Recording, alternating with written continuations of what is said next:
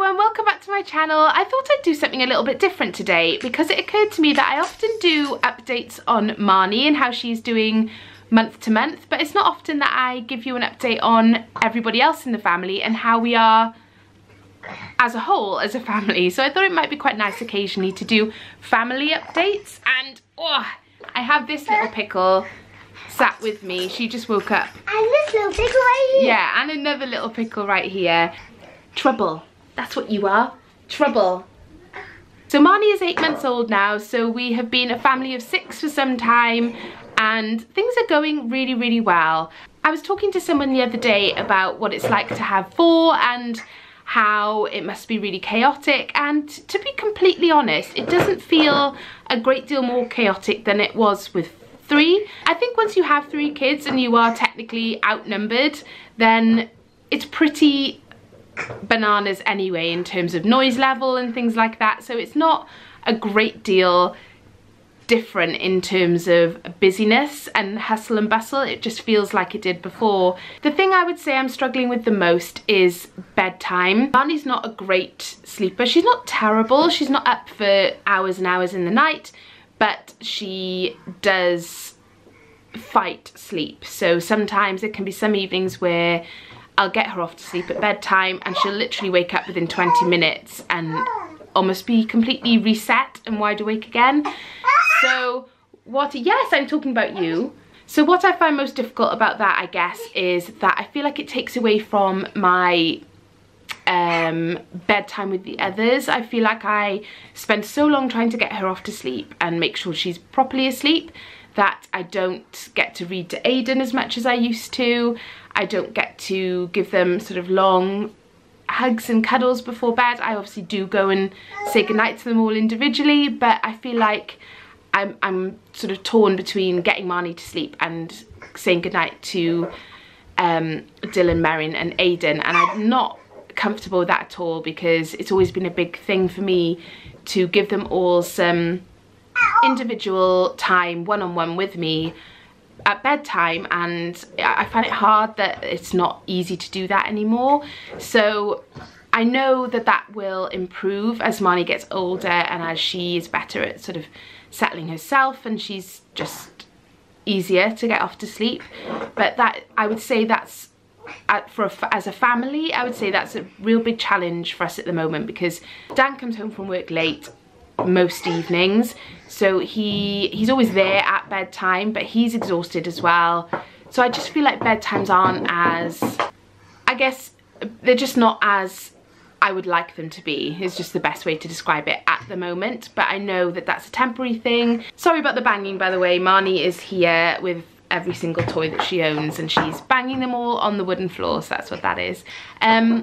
So yes, I know it's just a phase. I know it's not going to be like this forever, but it's tough when you're in it because mum guilt, obviously, you know, it's a struggle. And there's another video in that. I've been meaning to do our bedtime routine video for a while, so perhaps it'd be interesting to do one now while things are a bit disjointed, and then do another one once we've settled down into more of a stable routine. And I think, and it feels so daft saying it because she is 8 months old, it's not like she's a newborn, but we just haven't got there yet. She's just a different baby to Aiden. Was a lot simpler at bedtime, and so was Merrin. She was a dream. She used to try and get herself to her cot to get into it to go to bed. She just loved sleep and loved going to bed.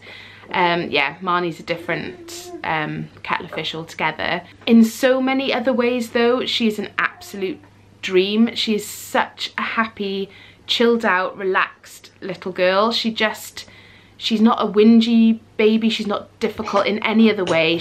Weaning's going really well. She seems to like her food. She's just really, really easy in every other way apart from sleep.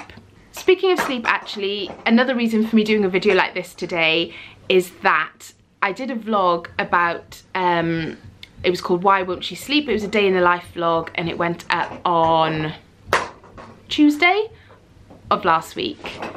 But something happened with the upload and I didn't even realise until after it had gone live that the latter part of the video wasn't there. I don't know what happened. It's not happened to me before.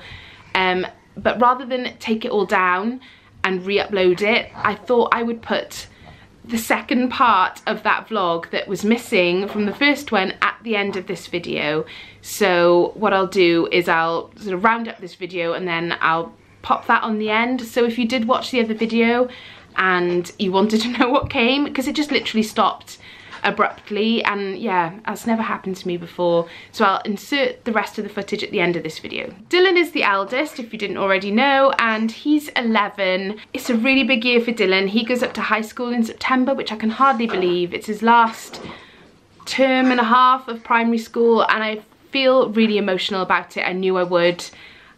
I'm quite in denial about it because it's such a big leap, and I'm really scared of how it'll change him. And I know that sounds really dramatic and probably a bit silly, and I know from friends who have kids that are older and that are in secondary school that they do grow up and change quite quickly, and I can see already how much he's growing up, and it's just hard, isn't it, letting go of your babies and accepting that they're gonna grow up and become teenagers. And on the one hand it's lovely because he's so funny, and as he gets older and learns more, you can just have the best conversations with him. He's so witty and he really is the joker of the family. And Dan and I were talking the other day actually about how he is kind of the glue that holds the kids together. Like when Dylan's not around, if he's at a friend's house or a party or something, Merrin and Aiden are almost a little bit lost. They don't know what to do with themselves. Like they will play together, but it's not the same. Whereas when Dylan is here,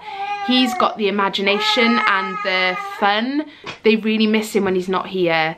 And I guess what I'm worried about is that as he becomes more and more grown up, will he like withdraw from that and not play as much and sort of, I've just got this vision of teenage boys that kind of lock themselves in their bedrooms and you don't see them for a week, and they come out and just grunt at you and eat like half the contents of your fridge and then lock themselves back in their room. I just have visions of that, and I'm sure it isn't like that, and I'm sure it won't be like that. And those of you with teenage boys, I don't know, it's just silly, isn't it? A silly thing to worry about, but it's always on my mind because I know it's imminent. It's only a matter of months before he breaks up for school for the summer, and then that's it then. No more primary school for Dylan. Merrin is a year younger than Dylan, so she'll be going up to year 6 in September, and I feel like she's changing so quickly. I can see she's just grown up. Even since Marnie was born, she's just grown up just like that. She's such a sensible girl, and she wants to help and she wants to please, and she's just got the loveliest nature. She's just a joy to have around, but she is also quite stroppy, not in an angry way, but in quite an emotional way. Like sometimes something really, really quite small is the end of the world and that kind of thing, which obviously is normal. No, you can't have my tripod, you have to sit here. So yes, I'm very aware that all that sort of pre-teen hormone stuff is not far away with both Dylan and Merrin, and I always knew that would be a challenge with having two so close together, that they're likely to be kind of hitting that stage at the same time, and that could prove challenging. Also, I'd love to hear from any of you who have been there or are currently in that stage with your older children. Yeah, how did that go? I feel like I'm gonna need all the help I can get, because when I think back to what I was like as a teenager, and my mum watches my videos, so perhaps she can comment below and let me know, mum, what I was like. But I feel like I wasn't that challenging in terms of stroppiness and moods. Maybe I was. I guess you forget, don't you? And you don't think of yourself as being that way. I remember definitely being a bit stroppy and a bit sort of huffy and argumentative perhaps, and I do remember them having to tell me to do things more than once. But I certainly don't feel like I was the most difficult teenager in the world. So I'm hoping we won't have too tough a time of it with them. And obviously it's still quite a way off, they're only 10 and 11, but we're just definitely getting to that stage where I'm becoming more aware that that isn't that far off. So it's on my mind, and yeah. I feel like I want to do these videos quite regularly because I know they're going to be nice to look back on. So I think I'll just include some information about like their likes and dislikes and things. Dylan is currently obsessed with Jurassic Park, anything to do with dinosaurs. He's been through this phase before and sort of moved on to something else, and now he's back on dinosaurs again because there's a new Jurassic Park movie coming out this year. So he's utterly besotted with anything to do with dinosaurs, and he eats, sleeps, breathes dinosaurs basically. He plays a game on the PS4 that's about dinosaurs. So yes, he's obsessed. And when he grows up, he wants to be either a paleontologist or an actor, although he's leaning more towards an actor at the moment, but only if he can be basically Chris Pratt in the Jurassic World movies. So that's Dylan. He is good at so many things, but the one thing he is mind-blowingly good at is art. His drawings are just incredible. Merrin is just brilliant at anything she turns her hand to. She wants to be an artist when she grows up, and she is really, really good at anything that's creative. She's also just incredible at playing the guitar. She's been learning for a couple of years, but in the last 6 months, I would say, she's just flying. She's doing really, really well. I wish that I'd learned to play the guitar, because I feel like it's something that as an adult, it's a skill that you will be so pleased to have. So yeah, that's what they're into at the moment.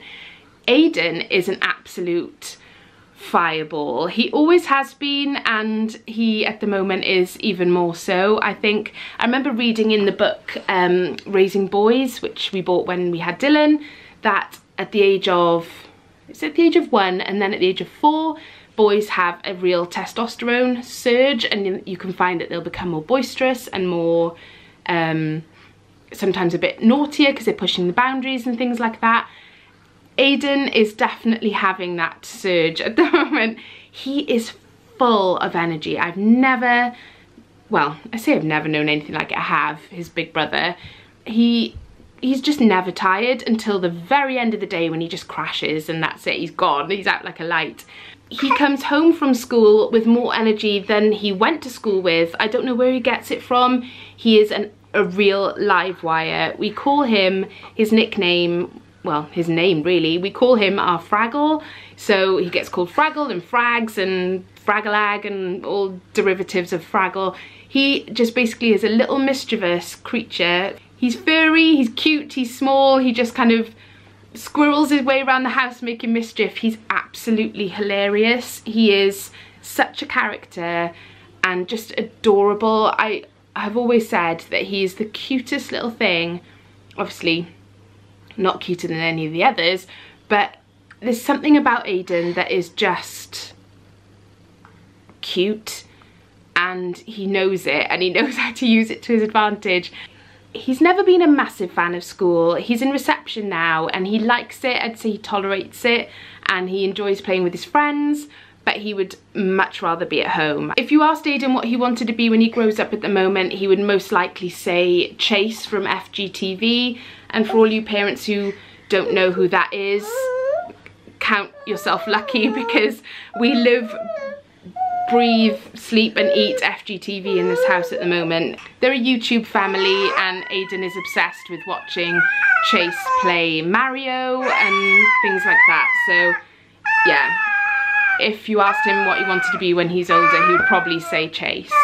Aiden adores Marnie and it is the cutest thing. I knew he would be a great big brother, but he has exceeded my expectations. He really has. Because he was the baby for 4 years and got so much fuss and attention because of that, I did worry a little bit how he would adapt to having a new baby in the house, but he's done me proud. He really has. He just adores her. He always wants to cuddle her and give her kisses and attention. There's no sign of any jealousy. The only thing he has done as a result of Marnie coming along, I would say, is that he does have a tendency to be a bit more boisterous at times to get attention, I think. It's hard to know whether he would have been that way because of his age and development anyway, or whether he's being that little bit more boisterous because he wants the attention. And it's very rarely that he's doing something naughty. It's more often that he's just making a lot of noise and making his presence known rather than anything else. So yeah,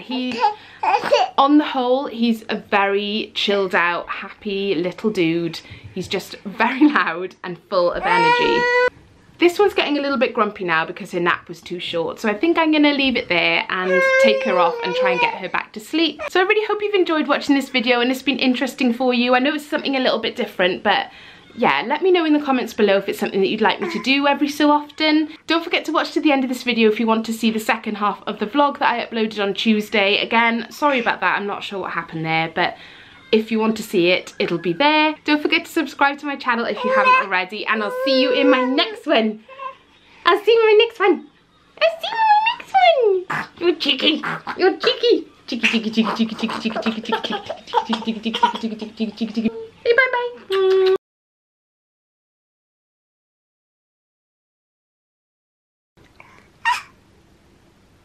Well, hello. Was that a good snooze? Look who's woken up, Chatty. You slept for 2.5 hours. Look at those eyelashes. You've got slightly crusty eyes as well, haven't you? Maybe that's not helping with the sleep situation.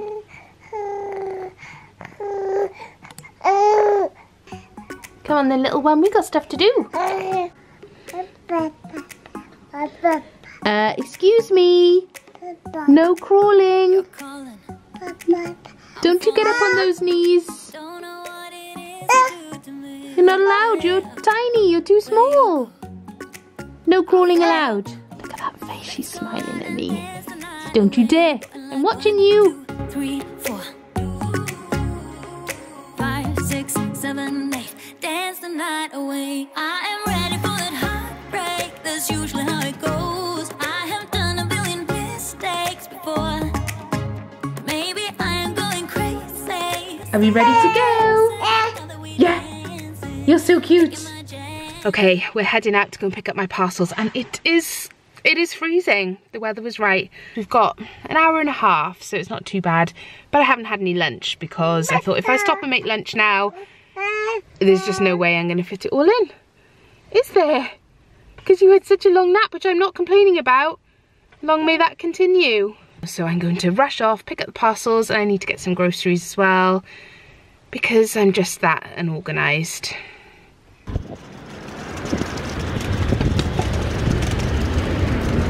It's a bit nippy out there. Got everything done with about literally 15 minutes now to peg it back to get the kids from school. It's going to be very, very tight. But in exciting news, I managed to get this, which looks really nice. It's Wicked Kitchen prepared for Tesco Moroccan inspired bowl. How nice does that look? It's got bulgur wheat, beetroot, pickled cabbage and hummus. Looks yummy, but I have to eat it on my lap in about 30 seconds flat. And there's beetroot involved, so it's probably a really bad idea. Quick update on that Moroccan salad bowl thing. It was really nice. I'm really impressed, but it's inspired me to make it myself with those ingredients. So, yeah, really good. And I got back to the house with less than 30 seconds to spare before the school bell went, so I had to leg it round the corner to go and get them, but luckily I made it pretty much just in time. And now I'm about to make them some food. I'm just going to do them pasta pesto tonight because Aiden has gymnastics and Merrin has brownies, so it's always a really quick turnaround on a Monday evening. So I'm going to do that for them now and then get Aiden ready to go out to gymnastics. We're back from gymnastics. Well, I say we, you didn't go, did you? No, you didn't. And somebody is very, very tired indeed. So I'm going to take her upstairs and get her ready for bed. Someone's having 5 minutes of playtime before I get her into her pyjamas. She doesn't need a bath tonight because she had a bath last night. So you're just playing with your cups, aren't you? She's really on the move now. She can definitely get to what she wants to get to without too much trouble. She's after Aiden's lizard. Do you want to see him? There he is. So it's the following day now, and I realised that I hadn't actually come back to you at the end of the vlog yesterday to tell you what responses I had on my post on the Channel Mum forum. I did actually log on and check myself on my phone, which it doesn't have to be on a laptop or a computer, so I had a quick look last night and I have had some replies. I just forgot to film them. So I just thought I would log on quickly and show you now, and also I may have had some extra replies that I haven't seen yet because I haven't been on there this morning. So let's take a look. So you can see here, here's my original post, and Here's a reply from Lisa, who's actually one of the Channel Mum community team, and she gave me some great advice there. And then if you scroll down, Maggie, who is the Channel Mum expert, she's actually the resident health visitor on the Channel Mum forum, has given me a really lengthy, detailed reply with lots of great advice. And she's also said she's a sleep specialist, so if I wanted to explore sleep training options, she can outline them for me and talk me through it. And yeah, it's just great to have.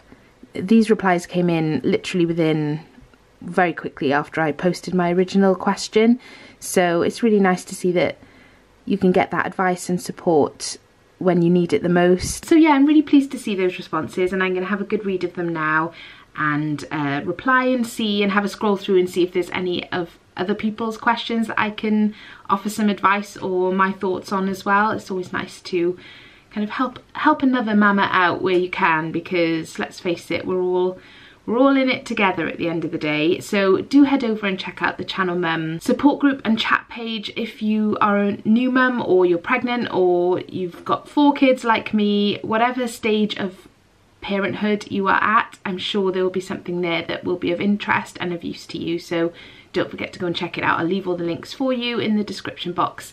Thank you so much for watching. I hope you've enjoyed this video and that my moaning about my crap sleep situation hasn't been too boring for you. Do give the video a thumbs up if you enjoyed it. I'd like to do more day in the life videos. I do them sort of every couple of weeks, but I really want to do them more frequently. So if you enjoy this kind of video, then give it a thumbs up so that I know to do more of them. Thank you again for watching, and I'll see you in my next one. Bye!